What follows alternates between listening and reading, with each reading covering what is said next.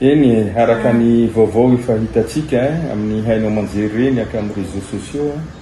dia nisy tokoa ny famangina zay nataon'ireo délégation Union africaine ny général Richard Ravalomanana sy ny honorable ministre Michel Sandrarmalana. Midika ireny fa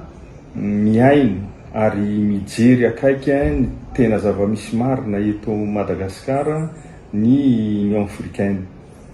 Mazava ihany koa zany fa misy fiantraikany be ara-diplomasia ny zavatra ohatran'ireny satria maro anie ny olona voafonja fa maninona tsy andalovany no tsy henoiny fa matory eny no misy dia heverinay fa mahatsapa zany ny vondrona afrikana fa misy zany ny fanenjehana ara-politika eto amin'ny firenena. Dia azo lazaina fa fanenjehana ara-politika no fomba hitazomana an'ireo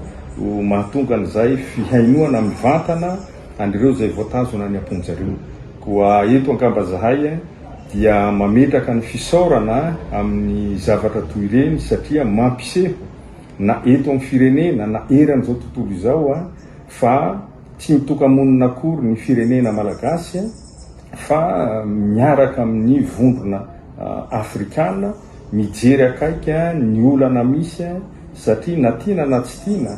dia tsy azo lazaina fa milamina ny firenena matoa misy ireny zavatra ny tranga reny misy ny fanenjehana ara-politika dia misy zany ny fomba tsy maintsy hoentina isy ny fandaminana eto amin'ny firenena. Zay no zavatra hita ary ametrahanay fisaorana